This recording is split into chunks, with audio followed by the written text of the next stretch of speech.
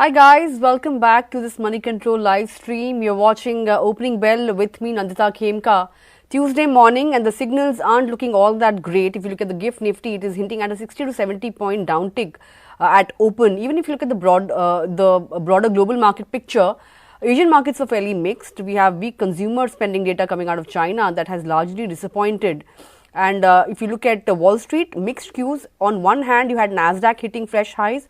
On the other hand, you had Dow clocking its longest losing streak since 2018. 8 straight day of losses coming in on Dow. So yes, dichotomy there. Sorry, so to say.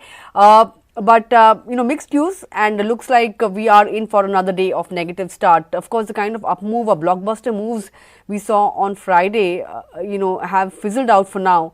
Whether or not we can resume that kind of an up move before the year end is something that we will be asking our experts as to how they feel about it.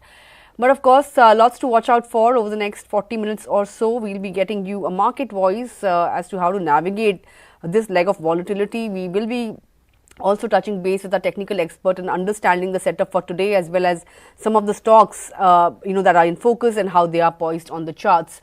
Your stock related queries, keep them coming in on a live feed. We'll try and take them up, and of course keep them coming in. We'll try and take as many as we can.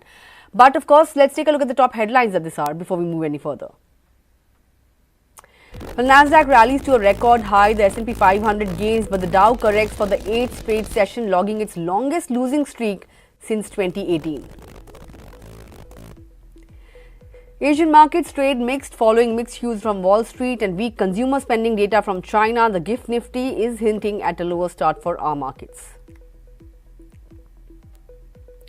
Crude prices cool off from 3-week highs following weak spending data from China. Gold gains as dollar weakens ahead of the Fed's policy meeting. Cryptocurrencies continue to rally, with Bitcoin hitting a fresh high above $107,000. The GST Council may consider lowering tax on food delivery by e-commerce operators on delivery charges from 18% to 5% without input tax credit. Also, some relief expected for restaurants at hotels which also provide accommodation of more than 7,500 rupees per night. Well, on that note, let's take a look at the cues for trade. Yesterday, the Nifty shed somewhere around 100 points to end below that 24,700 mark. The mid-cap index, however, continued to outperform, and that index saw healthy gains. The market breadth was in favor of advances thanks to the uptick in the broader mid-cap index. The Nifty Bank index ended rather flat. Realty stocks, were on solid ground, so to say, given the fact that that index gained somewhere around 3% or so in a weak market. On reports of improved demand, we saw traction in real estate stocks. M&M, Hyundai, these are some of the companies or stocks that ended off lows on reports that there could be some bit of GST relief on SUV portfolios. So because of that, these stocks managed to pare some of the losses. Dixon Tech, that surged to record high on plans to form a JV with Vivo to manufacture smartphones. Swiggy was one counter that was buzzing, and how stock rallied in excess of 15% on the back of a positive brokerage note. We'll be talking about that as well. But in terms of other cues, just take a look at the futures and options cues. The Nifty PCR, it kind of dropped to 0.92 vis-a-vis 1.02 in the previous 1.12 rather in the previous session. If you look at some of the stocks that will be in F&O ban, no new additions, but there are a few stocks like Granules India, Hindustan Copper, Manappuram Finance, Nalco, RBL Bank, as well as SAIL. These will continue to remain in F&O ban today. Some of the counters that have exited the F&O ban are the likes of Metropolis Health as well as PVR Inox. We saw good buying coming in from foreign institutional investors on Friday, but the trend again reversed yesterday, wherein they were net sellers in the cash market to the tune of 278 crore rupees, and even in index futures, they were net sellers yesterday. Domestic investors were also net sellers yesterday, worth somewhere around 234 crore rupees in the cash markets. But that was largely the setup for today. But let me bring on board our technical expert for today. Joining me is Ajit Mishra, Senior VP Technical Research at Religare Broking. Ajit, great to have you on the show. Very firstly, very good blockbuster kind of moves on Friday, but then, didn't sustain. We saw the Nifty come off and, end below that 24,700 mark. Would you call Friday's action just a one-off, dead cat bounce, so to say? And here on, after yesterday's moves, how are you reading into the direction that we are going to take from here? Do you expect us to remain sideways, or would you say that sporadic buying activity is something that we will witness going forward?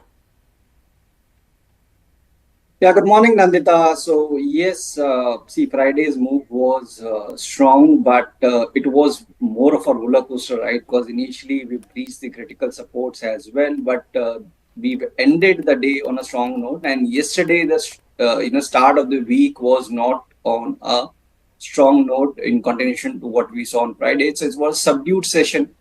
So basically, Nandita, what the challenging part that we are currently experiencing is that the 50% of the entire move that Nifty retraced from its record high, uh, around that area, around 24,800 is basically we are seeing that Nifty is facing challenge.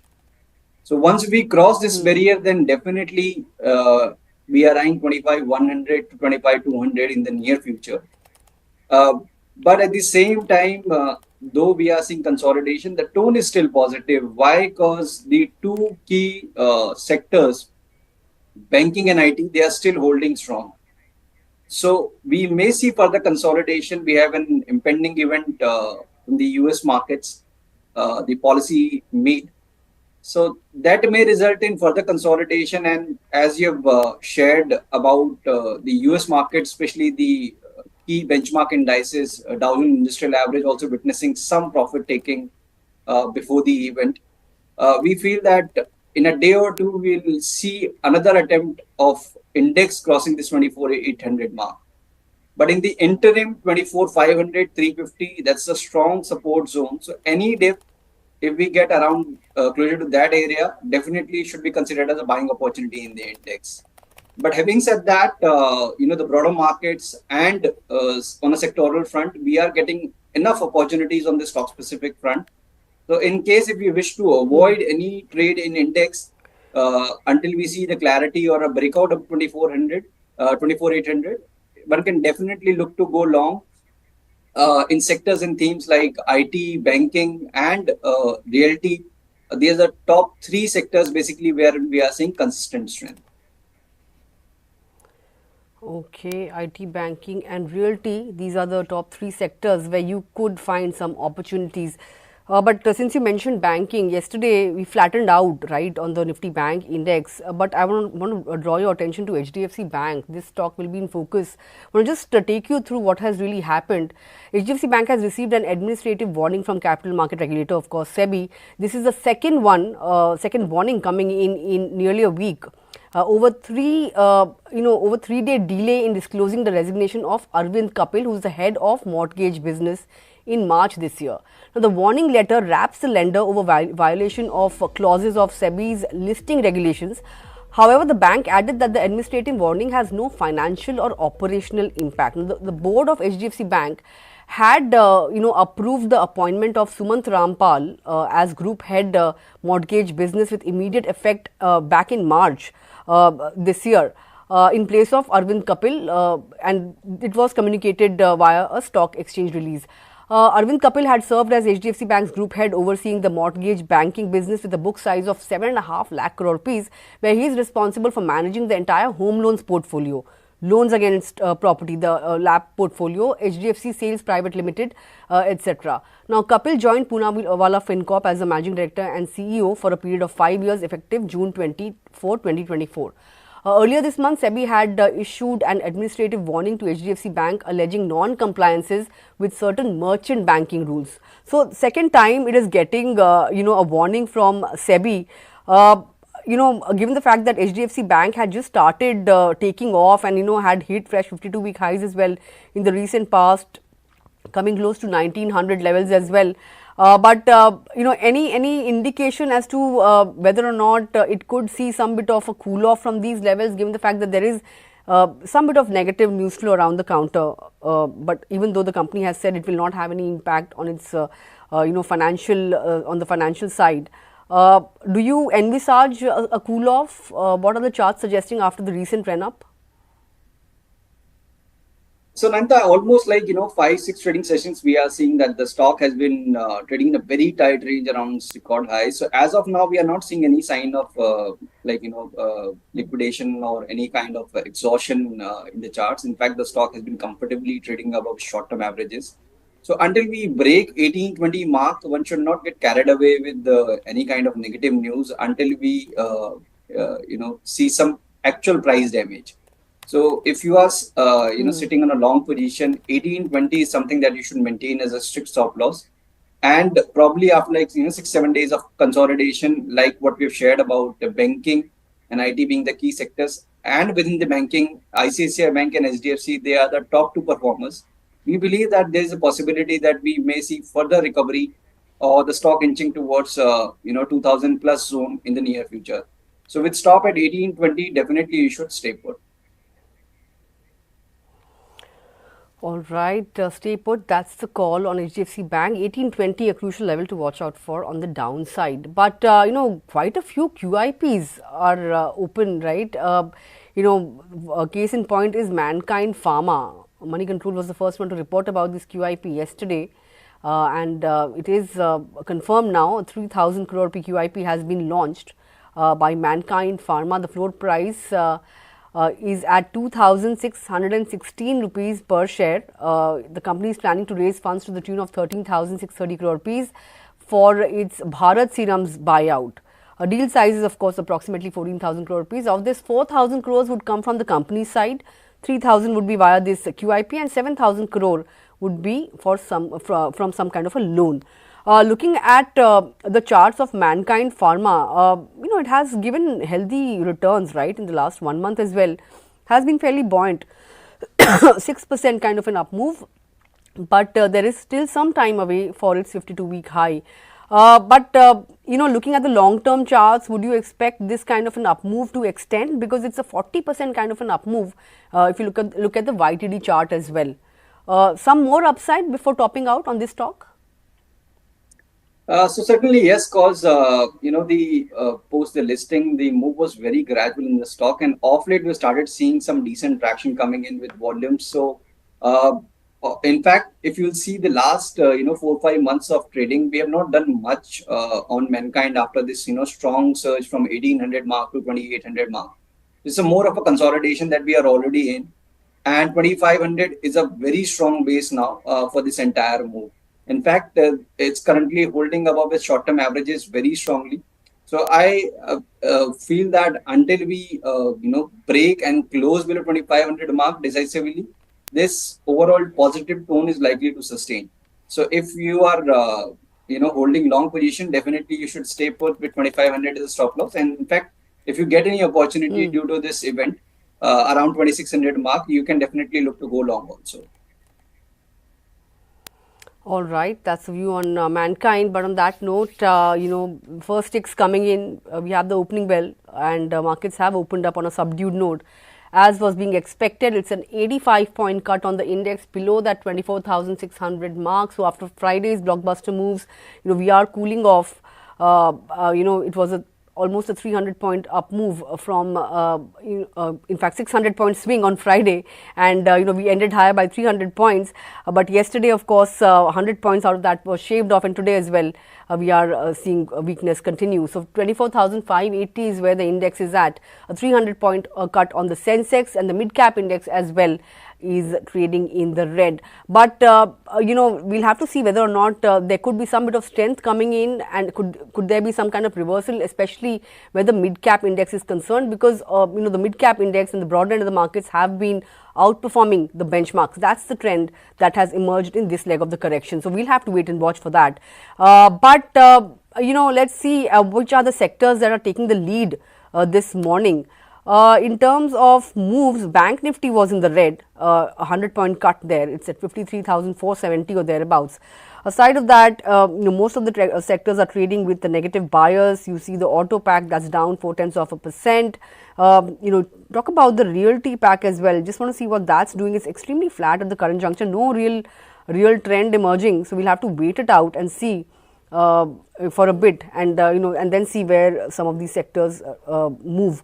Autos, banks, IT, metals, PSU banks that saw some bit of traction yesterday are in the red. So most of the sectors are trading in the red. In fact, it's very difficult to spot any of the pockets that are actually trading with gains. Energy, FMCG extremely flat, and so is the realty pack. India VIX has jumped up by 2%, so 14.3. That's where the India VIX is at the current juncture. Let's take a look at some of the stocks then, as to how they are doing on the Nifty 50 particularly. So Shriram Finance, that's the biggest laggard, just a 1% cut there. Infosys, close second, 1% cut coming in there. You have Aisha, Britannia, Reliance Industries as well in the red, Nestle, Tata Consumer. So some of these FMCG names are dominating the losers list. Even Ultratech Cement is in the red, so is Bharti Airtel, Axis Bank, Hindalco, all these counters in the red. But what's kind of bucking the trend is Cipla. After days of sell-off and underperformance, Cipla has managed to stage a comeback, almost a 2% uptick coming in on Cipla. Tata Motors, a close second, 0.5% gains coming in there. You have Adani Ports, Bajaj Finance doing well in early trade.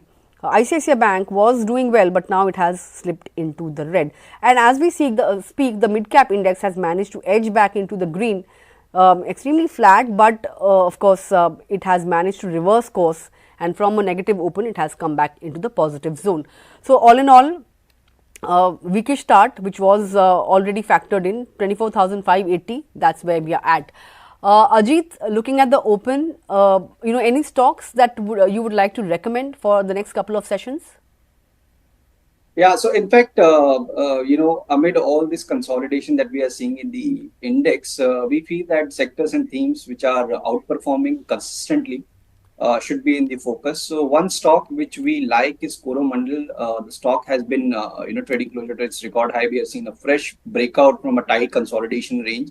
So we feel that this positive momentum which we are seeing in the stock is likely to extend, and the stock may inch toward a newer high. So 1930 is basically what we are eyeing in Coromandel.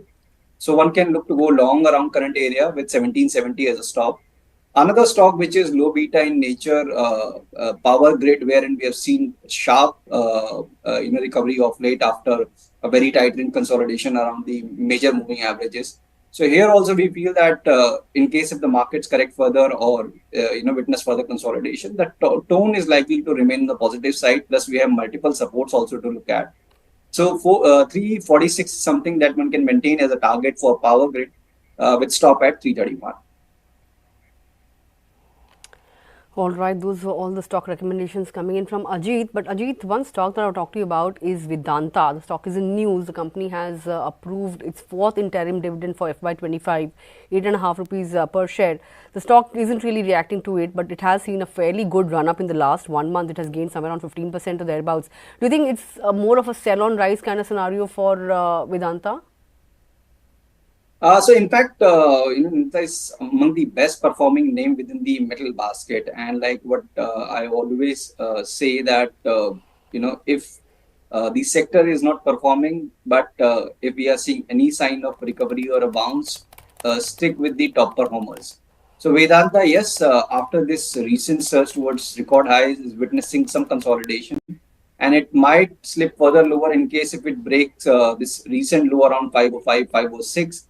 So fresh buying definitely one should avoid from the trading point of view, because in that case 495, 490 could be the zone where it might head next. But around that area one should look to go long, because the overall texture is still positive, and we believe that in the next swing we can see a new high in Vedanta.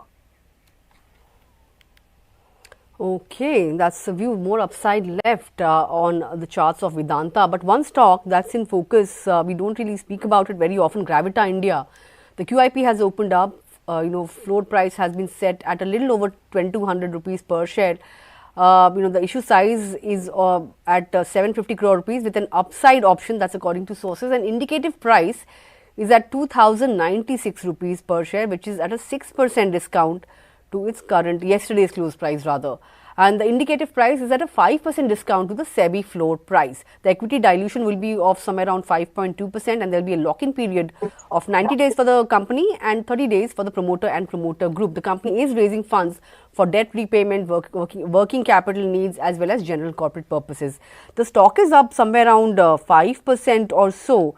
In fact, if you look at, after today's move, if you look at the 5-day move, it has come back into the positive zone. And in the last 1 month, the gains are now somewhere around 10% or so. But for the last 6 months, it has already run up almost 80% or so.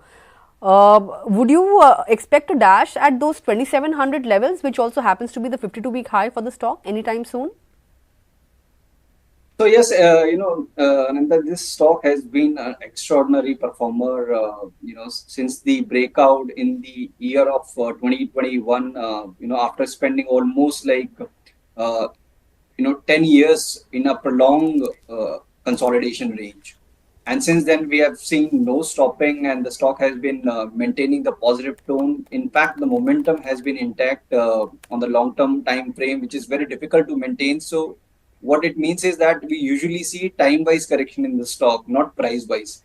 And we are seeing a similar structure this time around also, that after making a new high, in the last 4 months, the stock has been witnessing, profit taking or consolidation while holding above its 100 EMA. And it seems like that the consolidation is over now, and we are heading towards the next leg of the up move. So here also we can look to go long even at current levels with 2200 as a stop loss and 2600, 2700, the record high zone as a positional targets. Okay, that's the view then on a Gravita India. But you mentioned IT, in your opening comments. As we step into the third quarter earnings season, it's a seasonally weak quarter for most IT firms. Ahead of that, would you advise taking positions in some of these, large cap names? And if yes, which one would stand out? If you look at Infosys, TCS, and Wipro, these three, anything that is looking much more attractive than the other? So Nanda, you missed HCL Tech, which has been outperforming within the Nasdaq. I left it out deliberately. Yeah. I left it out, but yes, you can include it in your answer. Yeah, so basically HCL Tech is leading from the front when it comes to the phase of recovery within the IT pack and within the IT majors also. So it's been a consistent performer. The second, I would say, Infosys from that list. Yes, there could be some consolidation after the new highs that we have seen in the stock. But the way, we are coming out of prolonged consolidation, or maybe the underperformance is the right word, within the IT pack for almost the recent years. I doubt that this move is going to fizzle out. So any dip or corrective tone is a buying opportunity in the IT major. So preference should be given to HCL Tech and Infosys, and then TCS in that list. Okay, but since we are talking about IT stocks, anything on Wipro in particular? It has made an acquisition as well. I think I read a brokerage report as well on Wipro, wherein CLSA, not Morgan Stanley, I beg your pardon, has an underweight call on the stock and a target price of 250 rupees. They've said that the recent acquisition is relatively smaller, but if there are, there is a case rather for some kind of a re-rating coming in on a Wipro. This, I think CLSA has said that Wipro could see another leg of re-rating if they announce any capital allocation changes. So, a couple of reports on Wipro post its acquisition. Particularly speaking for Wipro, what is the kind of target price you would have with a 1 to 3 month perspective? So yes, in fact, it's not that Wipro is not participating in the move. In fact, we are seeing gradual recovery in Wipro as well, and the stock has in fact surpassed the April 22 highs as well. So we are seeing recovery, and it can gradually inch towards record highs also. So it's not that the tone is negative, and the bias is likely to remain on the positive side until we break 280 mark. So if you are holding longs, definitely you can stay put with 280 as a stop loss. But yes, the outperformance, if somebody is looking into the sector, then the top three names like HCL, Infosys, and TCS are the better bets. All right, that's a view on the entire IT pack as well as Wipro. In fact, we had a query from Pankaj Kajalia on Wipro. Hope that answers your query. We also had a query on Vedanta that's been addressed already. We've already spoken about it. Niranjan Reddy had sent in. If you can just rewind the feed a bit and go through Ajit's answer on that. But there is a query on HUL as well for fresh entry. Don't have the gentleman's name here, or don't have the person's name who sent this query here. But after the recent underperformance, would you even take a look at some of these HULs and Godrej Consumers of the world, or do you think there are better opportunities in the market now? So Nanta, the FMCG index has corrected roughly around 20% from its record highs. So I feel that the price-wise damage has been done in most of these FMCG majors. And if you will see, HUL also, that in 2021 we were at around 2680. So still in last 3-4 years we have not seen any return. Yes, there were phases of recovery also, but on sustained basis we have not seen any major price changes on the positive side. But keeping in mind the kind of correction that we've already seen price wise, there could be some time wise correction which may be left, but the stock is already at its major averages when it comes to the weekly chart around 2300 mark. So after some consolidation around this current area, we may see an attempt of recovery towards 2500, 2600 in the near future. So if your view is short term, it may continue to disappoint you with the underperformance. But if you are planning any investment, definitely it looks a good area to accumulate. All right, that's the view. Hope that answers your query. You want to take up the next query? It's coming in from Shweta. She wants to know your thoughts on Newland Labs, which she has bought, and she's making a loss of 3% on her holding. She wants to know if it's okay to hold on for the next 6 months, or should she shift to another pharma stock at the current juncture? If yes, which pharma stock should she look at? Yeah, so see, within the pharma basket also, it's not that all these stocks are trading in tandem, but at the same time, we have seen outperformance in some of these names, Dr. Reddy's, Divi's. They also retraced marginally from the record highs, but they're comparatively better. So I feel that within the pharma space, here also I would suggest continuing with the same approach which you have recommended for the other sectors, that pick the performers and stick with the top names. Dr. Reddy's, Divi's, they are better candidates to look at. Dr. Reddy's specifically, we have seen a decent correction from its record highs, from 1400 mark to 1150 zone. And now we started seeing recovery. So we expect this recovery to further strengthen once we cross the barrier of 1280. In that case, 1360, 1400 is something that one can maintain as a target zone. Okay, that's about Newland Labs. Hope that answers your query. You want to take up a query from Maheshwar Bhanu K. He has a query on Hero Motocorp for the medium to long term. Is it worth holding or adding given the auto industry in general is facing headwinds across segments, or is it worth switching to some EV player? Bajaj Auto, for instance, has a slew of new launches in the EV space lined up, right? Between Hero Moto and Bajaj Auto, any preference, or would you take a look at TVS Motor, so to say? We all know that two-wheelers are looking much better compared to four-wheelers. As the trend speaks for itself, that there is some bit of slowdown in PV and CV, but two-wheelers continue to do well, and they are the stock price is also fairly better. But in this sense, between Hero, Bajaj, TVS, any preference? So certainly TVS, because when it comes to the correction also, the stock has not retraced much from its record highs. It continued to hold above its major averages, so that's an additional positive. Both Hero MotoCo and Bajaj Auto, they looks almost identical after this recent decline. So there could be more time-wise correction left in both these names. And apart from that, within the auto basket, Eicher, Ashok Leyland, though the numbers are not supportive, they are doing perform exceptionally well. Then M&M also you can add to that list, wherein we are seeing strength. So these are some of the names that within the auto basket we are seeing consistency. When it comes to consolidation above the major averages. So in the next leg of the up move, they could be the outperformers within the auto baskets. All right. Since we are talking about auto, I can spot a query on Hyundai coming in from Kishore.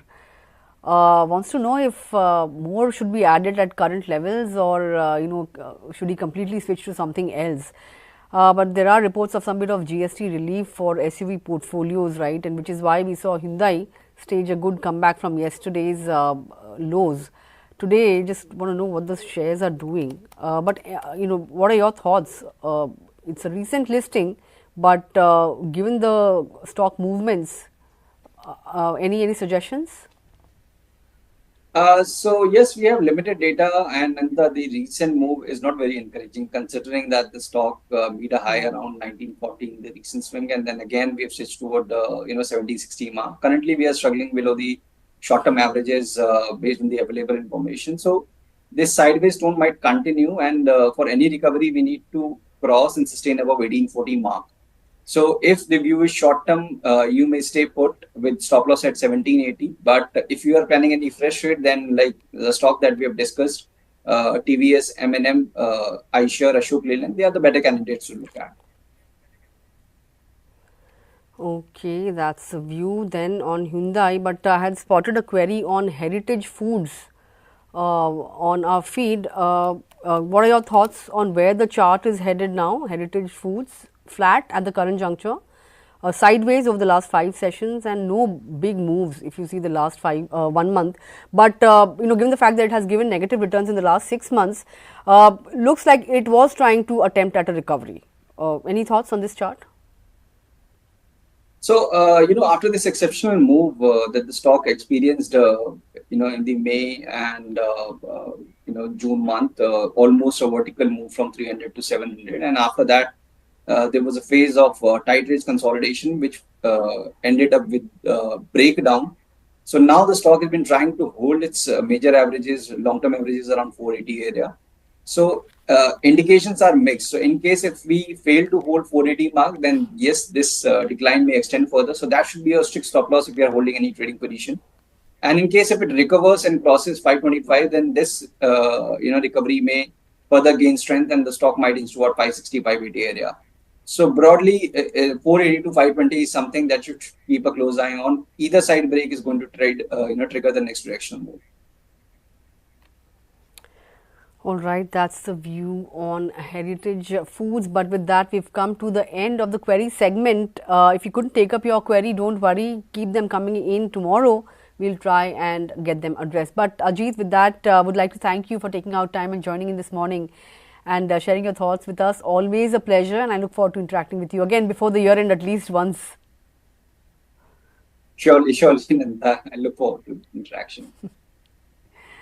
Thank you. Thanks for joining in.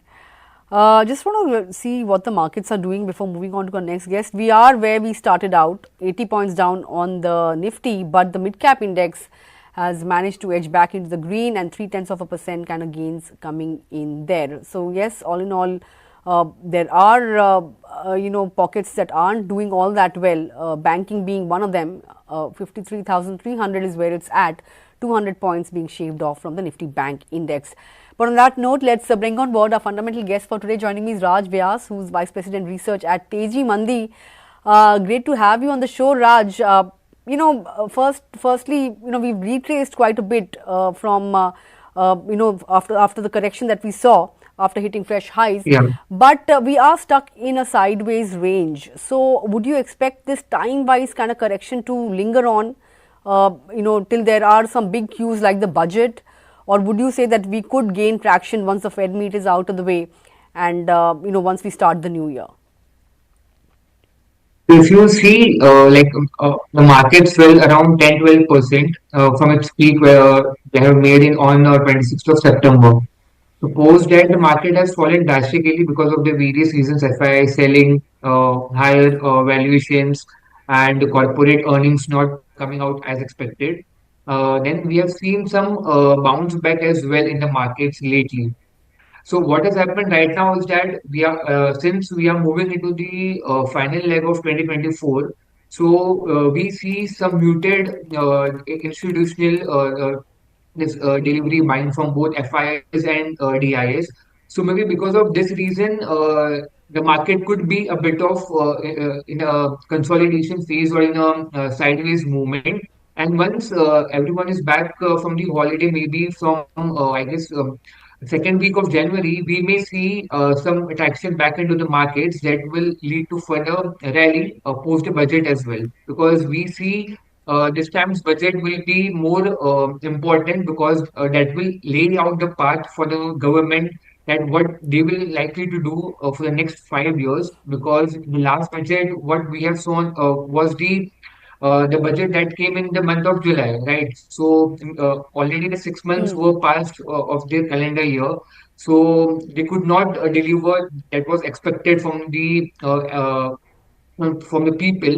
But I guess this budget will be very important and it will be keenly watched by everyone. So maybe this can Hmm. be a turnaround from here on. All right, point taken. Talking about earnings, especially second quarter earnings, we saw more disappointments, play out, Hmm. and in the coming quarter as well, FMCG for one is expected to Yeah. witness headwinds.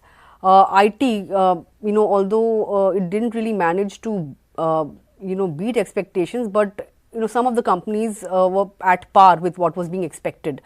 Going forward, Yeah. IT has already seen quite a bit of an up move ever since we had the result of the US presidential elections.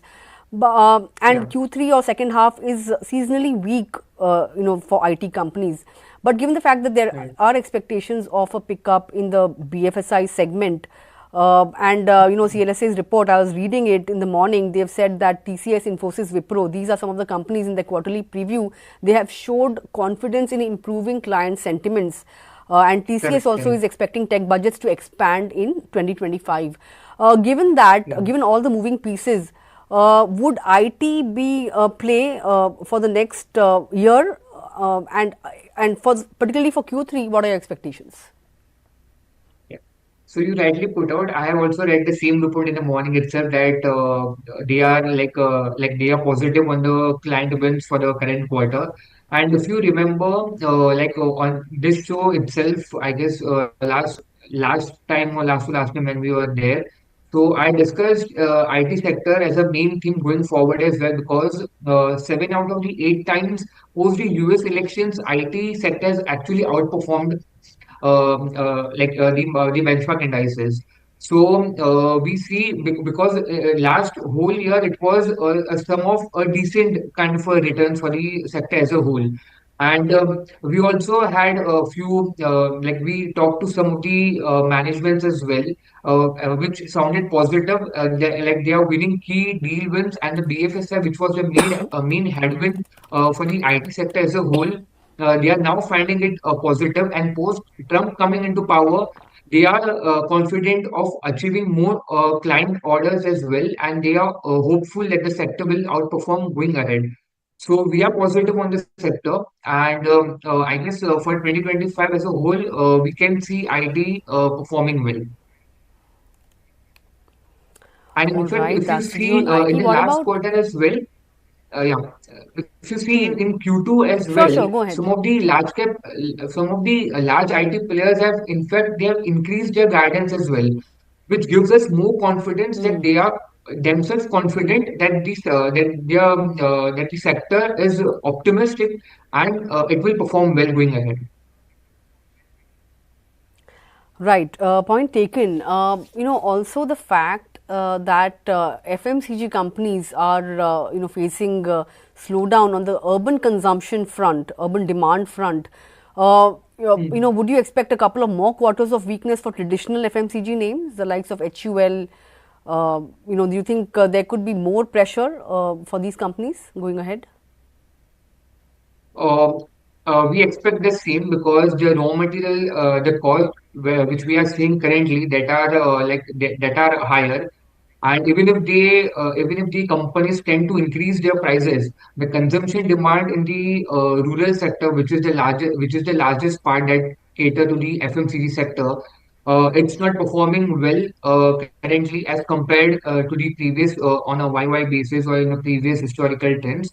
So once the consumption trend is back in the rural market, then only we see some improvement in the FMCG sector as a whole.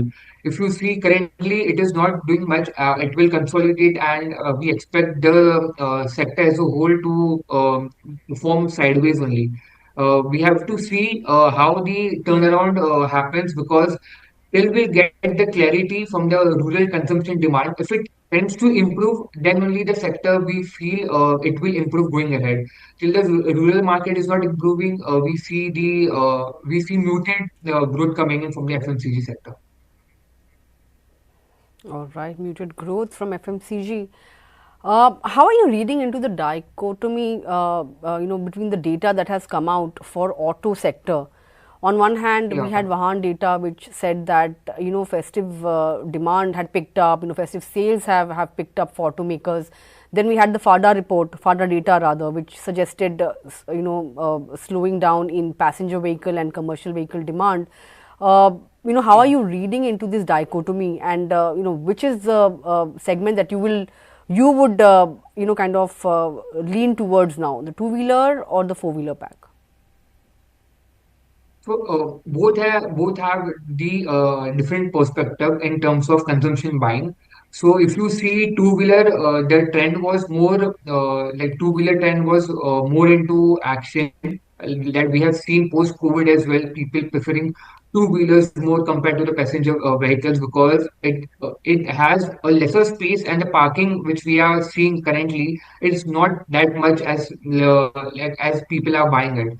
So two-wheeler is something which we are positive on, and we have seen in the this festive season as well, the demand was very much high. And going into the wedding season as well, we see the consumption trend and the final 2024 closure. See a lot of buying in the two-wheeler segment compared to the passenger vehicle, just because they will because we don't see that much traction coming in from the passenger vehicle segment. But having said that, as we are drawing to the closure of 2024, we might see companies pushing out to the discounts, which may lead to the higher sales. Because tentatively, what we have seen in the past as well, once the new calendar year kicks in, they tend to increase their prices. So if the consumers are willing to buy the cars, for example, they will tend to buy before the closure of 2024, because they will be getting some bit of discount. So I guess because of this reason, we may see higher sales for the calendar this December month. But going ahead, we have to see what kind of policies they are taking. In the morning, we have seen this EV, the GST on EV thing. I guess there's a point to be taken on in the meeting itself, to raise the GST from 12% to 18%. So if it implements, then it will have like mixed scenario, because it will tend to improve the manufacturing of the OEMs, because new and old the criteria which they have set up. So because of this reason, we see that December month we may see the passenger vehicles outperforming. But going ahead, we are positive on a two-wheeler space right now. All right, positive on two wheelers compared to four wheelers at the current juncture. Yes, a lot of automakers have hiked their prices, which will come into effect from January 2025. But I want to also ask you your thoughts on a Dixon Tech. The stock has been hitting 52-week highs. It has had a phenomenal rise. In fact, yesterday there was news flow that the company has signed a new joint venture with Vivo India to manufacture smartphones. My question is there more valuation headroom from a risk reward perspective? How are you viewing Dixon Tech? So I guess the company has already rallied much. Now it is currently trading close to 19,200 odd levels. So the like if even if someone has to like take a fresh bet onto the stock, I guess they should wait for some like the stock to like come down a bit, because it has already rallied because of this reason, and some of the positive brokerage houses positive on the company. So once the stock comes back to the lower levels, then one can take a fresh entry into it because currently the stock already is at its highest point. So the risk reward doesn't look favorable at this point of time. Once the stock cools a bit, then we can have a fresh entry into the stock because valuation wise, it is the stock is looking good. There is nothing much, but in terms of price performance, it has rallied a bit. So just because of the risk reward favorability, we want users to like for the stock to come down a bit, then we can have a fresh entry into the Hmm. stock because it has the potential like to go ahead and improve further. All right, that's the view then on a Dixon Tech. But lastly, on Swiggy, what are your thoughts? Because we had a very bullish report coming in from a brokerage house yesterday, which stoked quite a handsome rally on shares of Swiggy, a delectable rally, so to say. 640 Yeah, is the kind of target price, and 20% upside. Given the fact that yeah, the runway for growth could be a little more compared to Zomato, because it has a lot of catch up to do with Zomato, right? yeah. Given that, would you prefer a Swiggy, or would you say that the runway for Zomato is also pretty vast? So would you look at a Zomato? What would your analysis be on these two?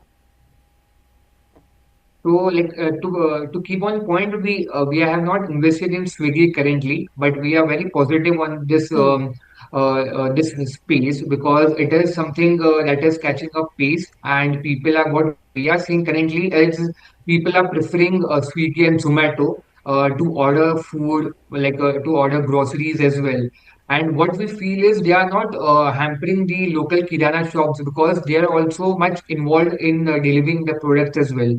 If I have, for example, I have taken a note of a kirana shop which is working right next to my house, and I have taken my analysis Hmm. of the same thing, like how they are performing as well, because to just get the understanding if it is if the Swiggy or Zomato kind of a thing is hampering their sales. So what they are doing is that they are also partnering with some of Swiggy or Zomato in terms of like what they have come on point in terms of like trades, but they are seeing like the demand is improving post this thing post partnership with Swiggy or Zomato. So we are positive on this space. We will like to have a clear watch because Swiggy, like the IPO came recently. So it's just the price adjustment of what we are feeling right now that is taking place. Once there is settlement and there is some like the price stabilizes, then we can have a fresh bet and we may see how the valuation picture kicks in because the quarterly results of Swiggy was good. In fact, from the Q3 of FY25, they are like the management is hoping to be, I guess, turning positive.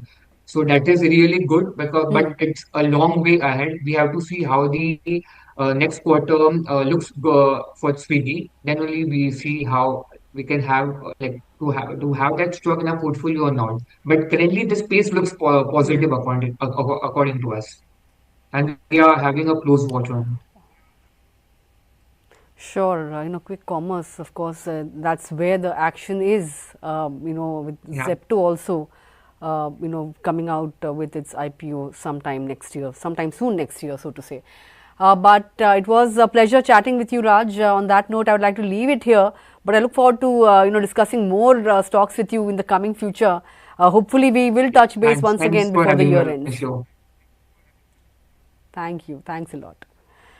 Well, on that note, time to call it a day on opening bell. But just looking at the market, it has kind of intensified the movement on the downside. It's a 150 point cut now on the Nifty. So we are around that 24,520 mark. So we'll have to see whether or not that crucial support of 24,500 as well is taken out. But the mid cap index, clutching on to those slim gains, 0.2% higher at the current juncture. Nifty Bank Index also has slipped below that 53,300 mark, just about holding on to 53,200.